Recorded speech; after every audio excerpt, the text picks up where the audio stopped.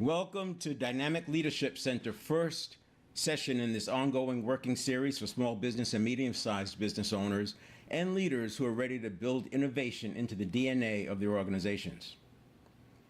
Intentionally, sustainably, and profitably. Now, if you're here, you likely are no stranger to the pressure to innovate.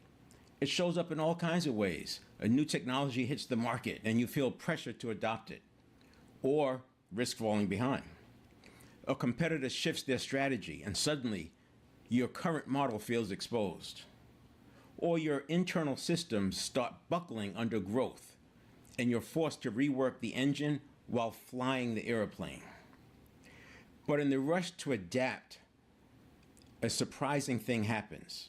Many smart leaders begin to make worse decisions, not better ones, not because they lack vision or work ethic, but because under pressure, we all tend to rely on cognitive shortcuts. Neuroscience calls them heuristics. You may think of them as cognitive biases, which is a form of heuristics. In business, they often show up as overconfidence, planning fallacy, confirmation bias, or blind spots around how change actually works. That's where this series begins. By creating a space to slow the thinking down long enough to upgrade the thinking itself. Just like in automobile racing, the champions consciously choose where they need to go slow so they can go fast where it really matters. Why now? This is a working series for real leaders with real businesses solving real challenges in real time. The intention is to create momentum, not noise, simplicity on the other side of complexity. The goal is to give you frameworks and tools to lead innovation with clarity and confidence and avoid the avoidable mistakes. They cost time, trust, and talent, and they can often lead to much worse. Each session will include live illustrations, decision tools, and real-world examples. No theory without application, no ideas without action. The bigger possibility, why 10x is within reach. Let's begin with a radical idea. 10x growth isn't only possible, it's available to many businesses who learn to lead differently. Now here's a mental model to consider. Imagine a professional sports team preparing for a big game. Only when the game starts, they realize there's no opponent on the field. They can score at will, run their plays without resistance, maximize their potential. Imagine what that score would be. In many ways, that's what it's like to run a business today. Yes, you have competitors, and there's the environment you have to deal with, the external factors, but most companies aren't losing because of a direct external threat like an opponent. They're losing to internal complexity, to silos, to misalignment, to repeating old patterns, to leadership that doesn't realize when it's getting in its own way. So what happens when you stop acting like you're under attack and start leading like you're playing with open field ahead? You begin to leverage your brand, your people, your processes, your hard-won trust. You leverage your resourcefulness, your own and that of your leaders. And you leverage your ability to create synergy, where small shifts compound into exponential impact. The real constraint isn't the market. It's often the mindset of the people making the decisions, which brings us to three key distinctions. One, not all innovation is created equal.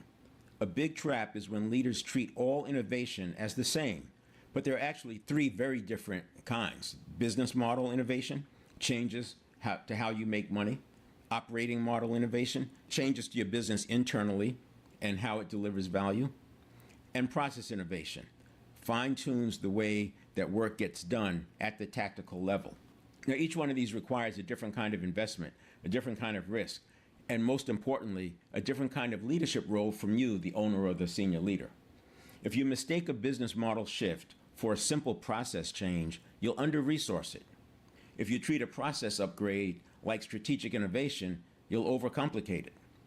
That's how leaders get blindsided, not by competition, but by misunderstanding the change that they've unleashed. Now, your role must change as the business changes. The second distinction is personal. From problem solver to pattern spotter, from driver to enabler. And here's the key. You can't delegate this transition.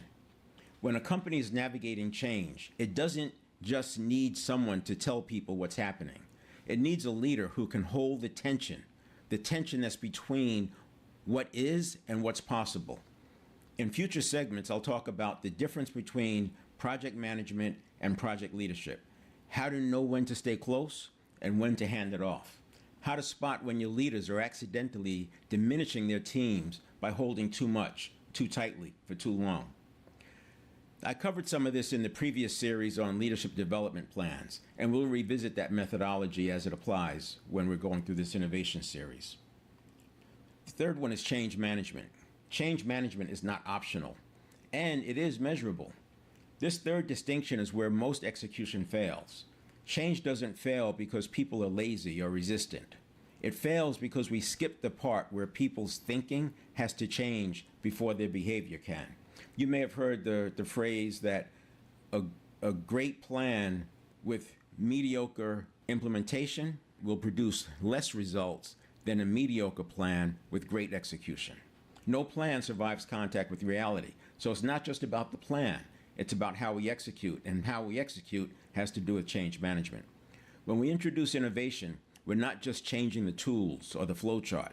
We're asking people to rebuild mental models, to think differently, prioritize differently, and that's hard. Without a clear path, most people default to what they know. In this series, we'll walk through how to measure your organization's readiness for change, how to spot the hidden habit-based patterns that derail execution, and how to build and evolve simple KPIs that reflect real transformation, not just cosmetic progress. You can't afford to confuse movement with momentum or noise with results. A simple example, technology as the unintended Trojan horse. This may resonate with you. I'll give you a quick example that I've watched create major problems. You find a powerful new application, software, hardware, some technology. The demonstration and presentation is impressive. The pitch is airtight. You're sold, but here's the trap. Instead of defining how the technology should serve your strategy, vision, purpose, you let it redefine your team's process. This is unintentional. It happens unknowingly, which is why I call it the Trojan horse, often at the expense of your long-term goals. You adapt to the tool instead of adapting the tool to serve your vision. That's not innovation, that's compromise. And more often than not, you pay for the privilege of reworking your own strengths. It's easy to confuse new with better or change with progress, speed with success. As you think about innovation in your organization and where it begins in a practical sense, it's worth asking one final question. Why does this matter now? We're living in a time of shifting global influence, what Ray Dalio calls a changing world order. You should check out that book. I think it's a fascinating read, and it's a real eye-opener, and it provides a nice backdrop. While we don't know exactly how or when or even if the balance of power will shift, we do know this. Countries poised to gain will push hard. Those with the most to lose will defend their ground, sometimes at the edge of what's ethical, sometimes with short-sighted, reactive moves that do more harm than good. This isn't to create fear. It's context for awareness. Strategy today means understanding how global tension reshapes local markets, customer behavior, and what it takes to lead with clarity and integrity through ambiguity. What's powerful about using the changing world order as a strategic frame is that it gives you something rare, a stable, long cycle narrative to guide your decision making, near term and long term. It doesn't matter what's happening day to day. The long arcs of history don't pivot on headlines. Like a cruise ship turning in open water, the changes are slow but very visible, if you're watching. The 2008 financial crisis, for instance, followed a nearly identical demographic pattern to what Japan experienced a decade earlier. In both cases, the largest segment of the population hit an age where spending slows down and in turn growth reverses. That was big, but the global reordering underway today dwarfs those events, and it will shape the rules of competition for decades to come. Now, I'll start with an illustration that we've all experienced, and I'll apply it to what is directly in front of us. I like to use frameworks and models to help guide thinking because it's too easy to fall into cognitive traps that follow us around. Now, this illustration looks at the difference between change that's grounded in reality versus change that is potential in the field of infinite possibilities. I like to use frameworks, as I said, and models, things that we can talk about. It provides a common language. And, as much as it feels like science, there's a lot of art. And that's the beauty of it, because as leaders, we have to be flexible. Hence the term dynamic leadership. It's very fluid. But having a framework from which to start and having a common language across your organization, it gives you an advantage, because they protect you from, as I said, those heuristics, those shortcuts, mental shortcuts. The planning fallacy is a big one that shows up over and over, because we just have a tendency to overestimate our ability. And as much as it might be overestimating our ability, we probably also underestimate the power of advertisers and the power of VUCA, the volatility, uncertainty, complexity, and ambiguity that's around us all the time. Remember, there are advertisers and marketers who are working 12 hours a day to figure out how to get you to do something that you weren't even thinking about doing, something that's not even aligned with your vision or your purpose.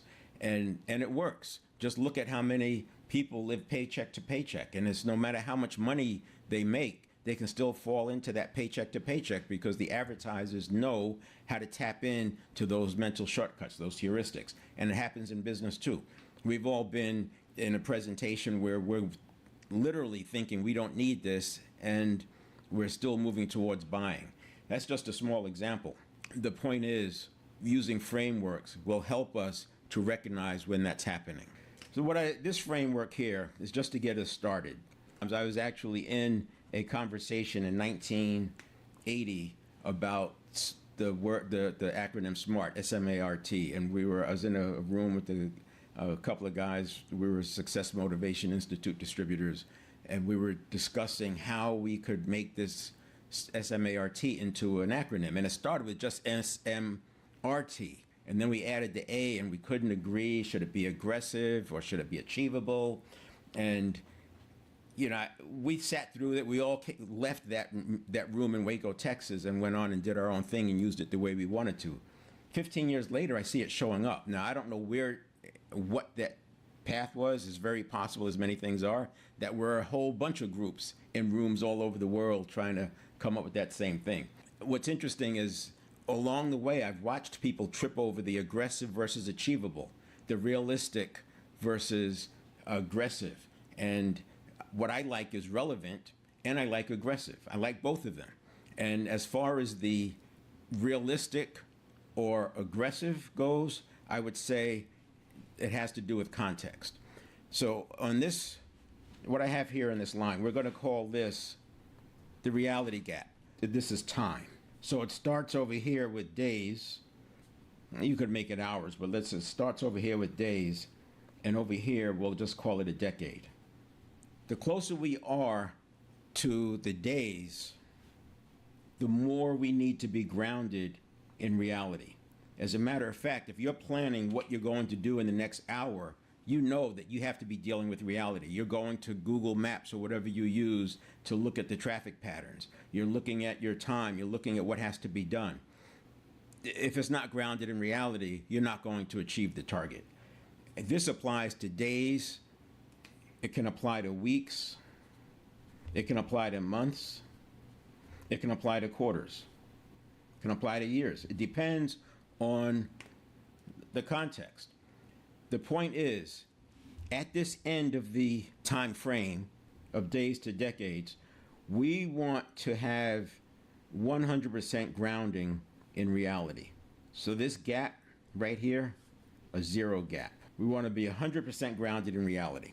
As we move out into time, we can afford to be a little bit more aggressive because we can bring things in. We have networks, we have resources, we have resourcefulness, we have things that happen. If you've been in business any length of time and you've been on the creation side where your name is on the line, you've seen the serendipity.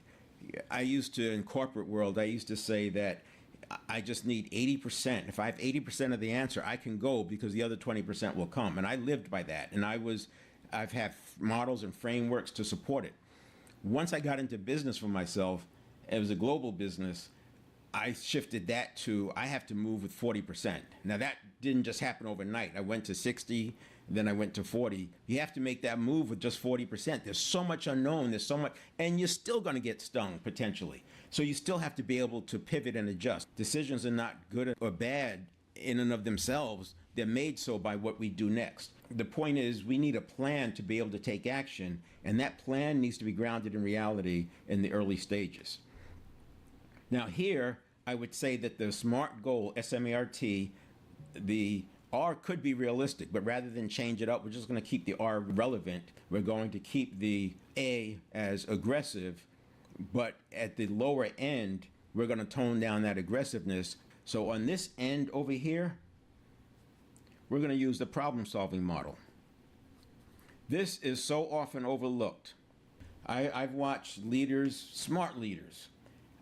I've watched smart leaders, very effective leaders, shortchange the first step of the problem-solving model, which is clearly define the problem, right? Einstein said if he had an hour to solve a problem, he would spend 55 minutes talking about it, defining it, and only 5 minutes on the solution. Now that doesn't scale, of course, but the point is we have to spend enough time clearly defining the problem. Otherwise, you create more problems along the way. Sometimes people get so enamored with the vision up here, and they feel like they already know the problem. This is a easy trap to fall into. They feel like they already know the problem, they know what to do. In fact, they already have the solution in mind. So they skip that step. They often skip the multiple solution step, which is the second step, come up with brainstorm for multiple solutions, or just come up with multiple solutions. And then it's select the best solutions. There's other things involved. Deciding whether or not you need a short-term fix, and deciding how you're going to test it. Making the distinction, the 80-20 rule that says 20% of this project will take 80% of the time, or 20% of this innovation will take 80% of the time. Identifying that up front. Otherwise, the human nature is to go and look at it from a linear perspective and feel like halfway through we should be halfway through the task, when in reality, halfway through, you still have more than 80% to go because of the 80-20. And you can look at projects all the way back and recognize that the reason why projects often fall off the rails at the end is because we didn't take into consideration that last 20%, that's the gnarly part, and that's going to take 80% of the time. So on this end, we really need a grounding in reality. Then we have this phase here. I don't want to call it the grind phase, but this is the phase where, you know, is one foot in front of the other. You just got to keep working. You're maybe not seeing the results you want. You're pushing hard. It's taking a long time. You're seeing some flashes of brilliance. You're seeing some serendipity, but it's just taking a lot longer. This is where the typical SMART goal. Keep going after it. Use your KPIs. Have ways to look. And then it takes off. And this is why 10X is possible, because we underestimate what we can do in a decade. We tend to overestimate what we can do in a year. And that results in this 10 years that's really 1 year 10 times, because we keep starting and stopping. Looking at it from the good to great, whether it's the hedgehog concept or great by choice, specific, methodical, and consistent, or the flywheel back to good to great, the 20-mile march from great by choice, all of those are present in this approach, as well as the book multipliers versus diminishers. When your leaders are acting as multipliers, you're able to leverage and compound. And when you're up here, this is not grounded in reality. Your plans from here, when you're looking at your vision, it's not grounded in reality, because this up here is in the field of infinite possibility. If you've done this, you've probably experienced where, and I say serendipity. One of the reasons why we set goals is because it sets up the reticular activating system to be on the lookout for opportunities to advance that particular goal.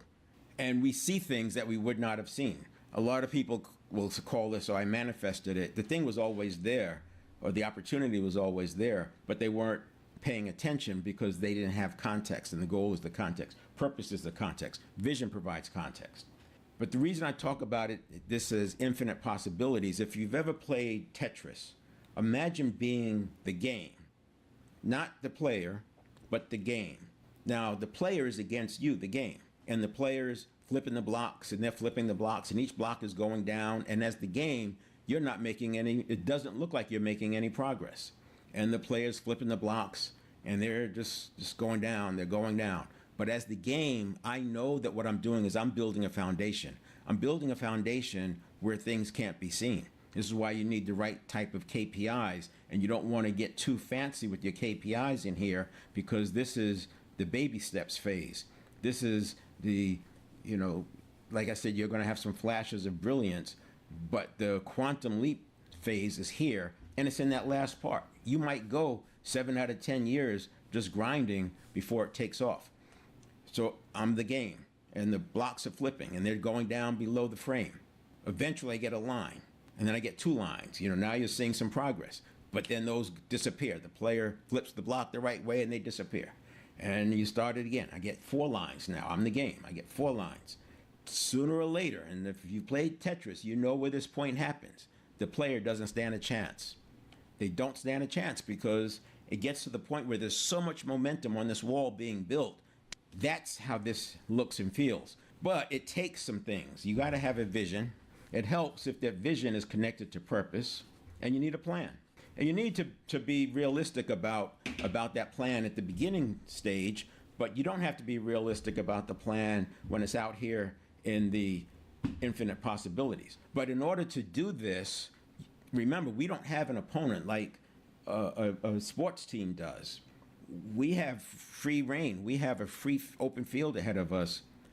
This is why you want to keep it simple. You want to have that flywheel concept where every week, every day, you're coming in and giving that flywheel a turn. So this is a framework that we'll be using and thinking in terms of where are we in this cycle? Are we here or are we here? And these could be projects within the bigger organization, the operating model. It could be changing the business model. It could be changing the operating model, or it could be just changing a process.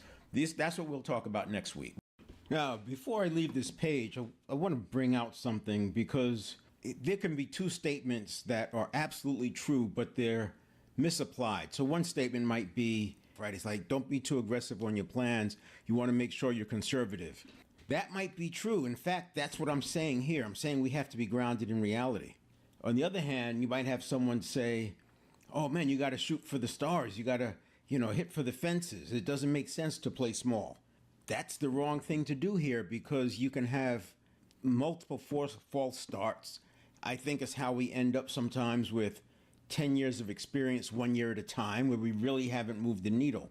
However, when we're thinking about something that's 10 years out, we absolutely want to be aggressive with it and then build and have a plan so that we stay on course. And that's why I talk about vision and purpose and plan, because the vision without the purpose, you could get into a situation where it gets hard and it's not worth it. If you're just doing this for the money, or you're just doing it for the fame, there's other ways to get money and fame, and that will show up during the grind phase when you're grinding. So before I leave this diagram, I'm going to recreate it real quick and overlay something else that I'm seeing. So we have this idea where I'm saying that we want to be grounded early on, and then we have this middle period, and then it takes off. And this is not scientific, but I would say in this phase here, when you're making plans for days and then weeks, imagine if you're planning by the week and you constantly miss, and there's a lot of daylight between intention and outcome.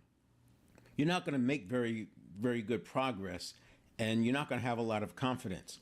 On the other hand, if you are really tight with your intention and your outcomes on the short cycles, the days and the weeks, that's going to give you confidence to know that when things get tough, you'll be able to prevail. And we're going to call this the grounded stage. So it's the same thing I was talking about on the last chart, but I just want to leave this for you as a visual. So it's grounded, and we're going to be focusing on execution.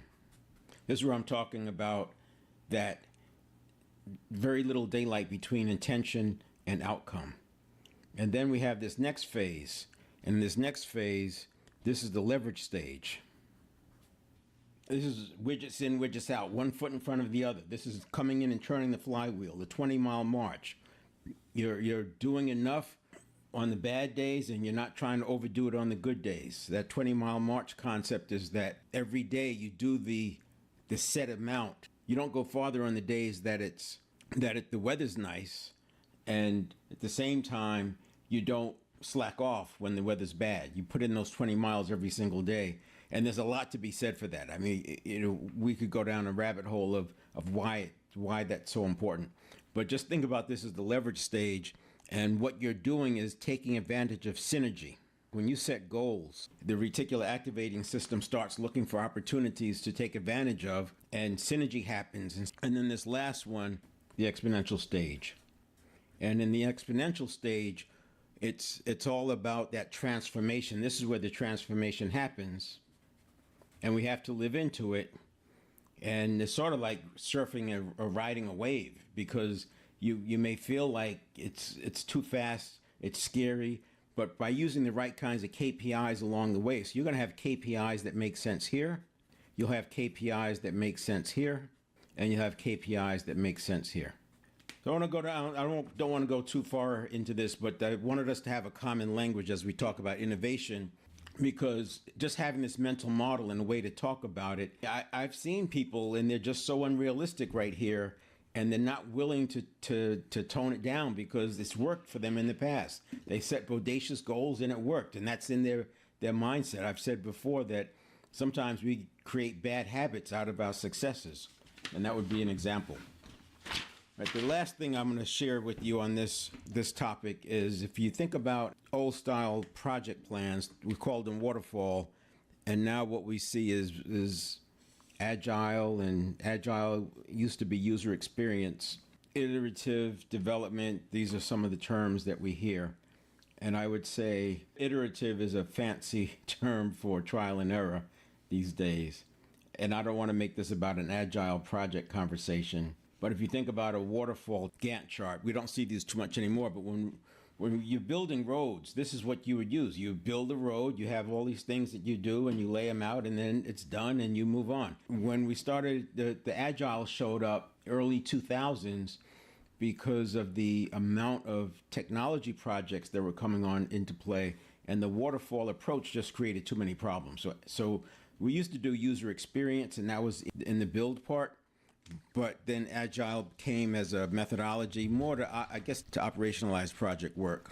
But now what we're going to have is design. There are different ways you could look at waterfall, but for the simplicity, to keep it simple for this topic, we'll say design, and then build and develop.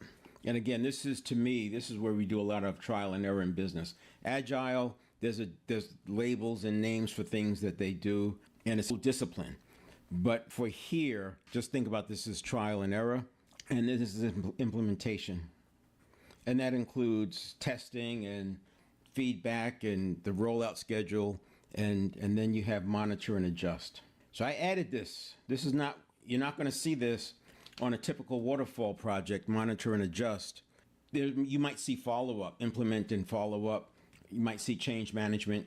But if you think about building a road, once that road is built, there might be some steady state that goes into it, but you're not looking at it the way you would a technology development, where you have to keep looking, make sure it's working on the different platforms, it's working in different countries, etc. So there's much more monitor and adjust.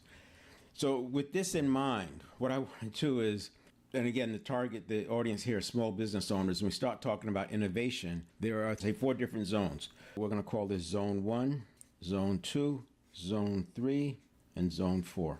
There's a concept out there. It starts with space designers.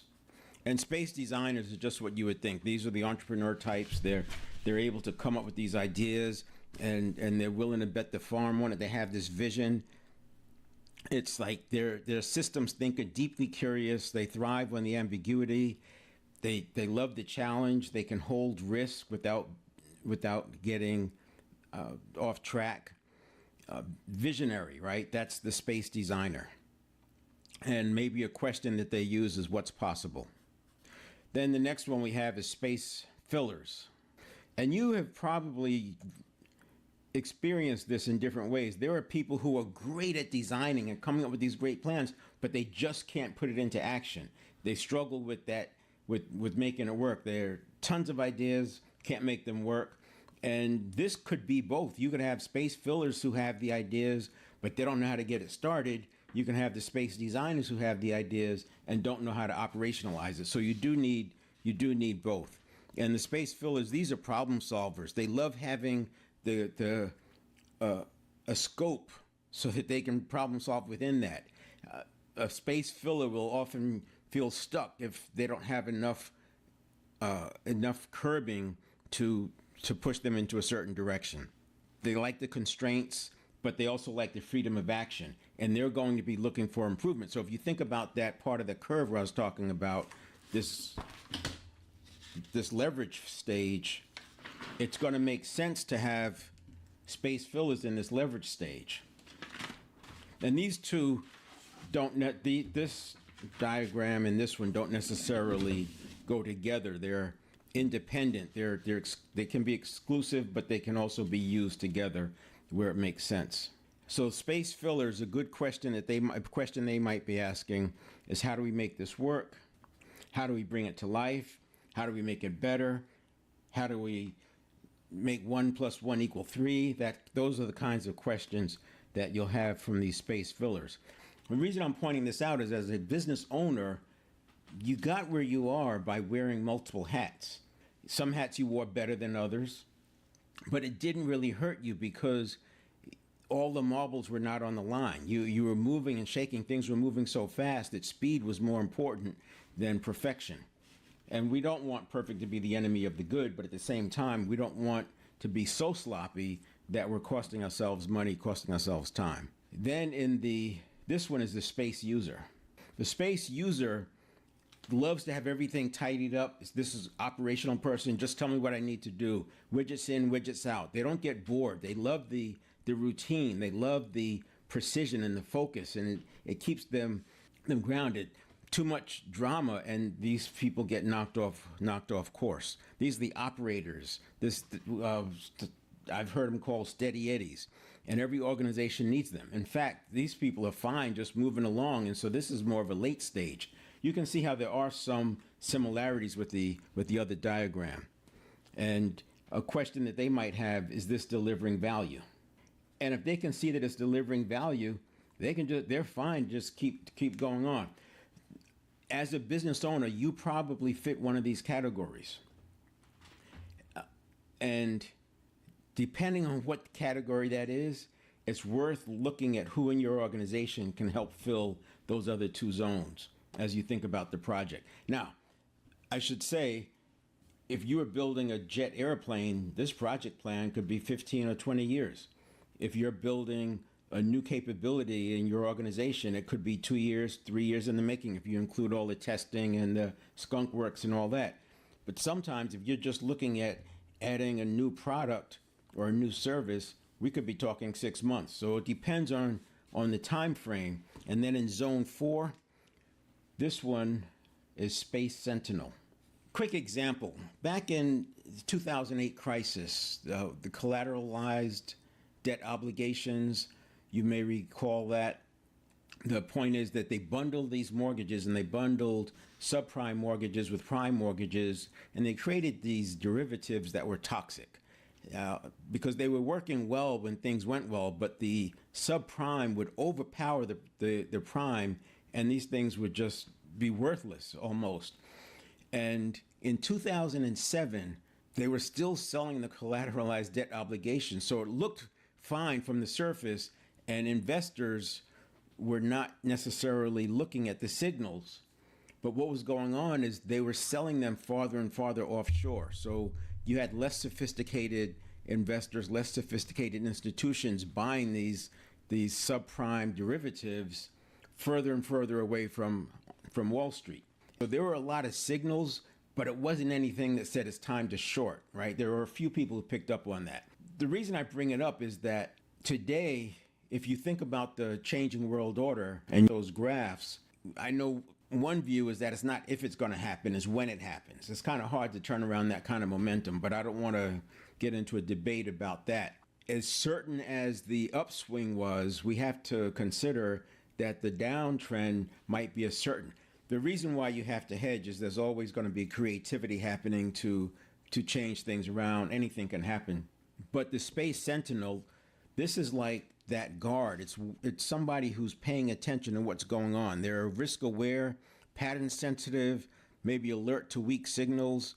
They're grounded in reality but future focused. They're looking for what is that equivalent of the collateralized debt obligations being sold further and further offshore. It's like the canary in the coal mine, or perhaps it's the early indicators that institutional investors are using to know when to start getting out of a position. And so a question here, is this still the right solution? Environments are changing constantly. There are businesses who are adopting artificial intelligence solutions right now.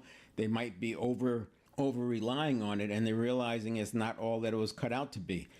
You can look at technology going back into the 90s before the internet, and technology always sped things up, but things always stayed the same, right? It changes the velocity, but it doesn't change the game that much. So this zone 1, 2, 3, and 4 is something to be thinking about as you innovate. And this is where a board comes into play. If you're a small organization, you're going to have to do a lot of this with Skunk Works, but you can think in terms of who in your organization can fill these roles. Maybe this is where you think about who you need as a coach, or where you need a consultant, or where you need to go to Upwork and hire somebody for 6 months to help you out. This is the kind of conversations we want to be having when it comes to innovation.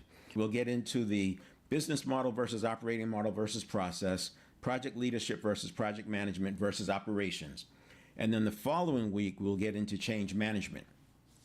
Once I get through these first 3 segments, then we'll open up to have real conversations about changes that you're applying. So we have multiple presentations out there on dynamic leadership, multiple presentations on sales, multiple presentations on development plans, and then we'll have these in the innovation series, and we'll start applying this to real world things, because the best way to experience dynamic leadership is to experience it and see it happen in real time. And you recognize that this is not any rocket science thing. It's leading the way people want to be led, and it's leading in a way that works for organizations.